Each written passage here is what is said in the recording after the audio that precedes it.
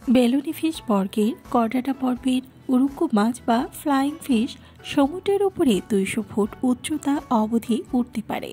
মূলত ক্যারিবিয়ান দ্বীপরাষ্ট্র বার্বাডোসকেই উরুক্কু মাছের দেশ বলা হয়। এদের বক্ষ পাখনা এবং কোনো কোনো ক্ষেত্রে শ্রেণী পাখনা প্রসারিত হয়ে ডানার মতো গঠন লাভ করে। হাওয়ার গতি বা ঢেউয়ের অবস্থানের উপর নির্ভর করে এরা 30 সেকেন্ড পর্যন্ত বাতাসে ভেসে থাকতে পারে।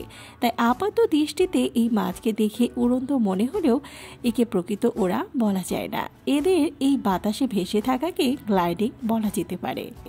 উরুক্কু মাছেরা নিজেদের অস্তিত্ব টিকিয়ে রেখেছে দীর্ঘদিন ধরে। পাখি ও ডায়নোসরদের আগে থেকেই এই মাছের অস্তিত্ব ছিল পৃথিবীতে।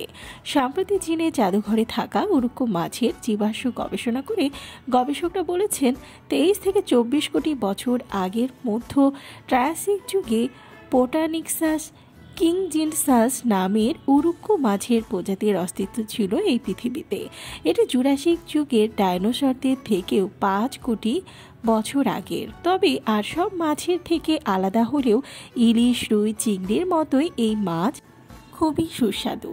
বাণিজ্যিকভাবে জাপান, ভিয়েতনাম, বার্বাডোস ও ভারতে খাওয়ার জন্য এই মাছ প্রচুর ধরা হয়। এমন অদ্ভুত মজার মাছও রক্ষা পায় না মানুষের শিকার থেকে। রং বেরঙের আলোতে এই মাছ আকৃষ্ট হয় আর ছলে বলে আলোর খেলাতেই উরুক্কু মাছকে জালে আটকে ফেলা হয়। আর ঠিক তারপরে ভাষা কিংবা ওরা সবই খতম, তাদেরও নিয়তি হয় মানুষের পেটে।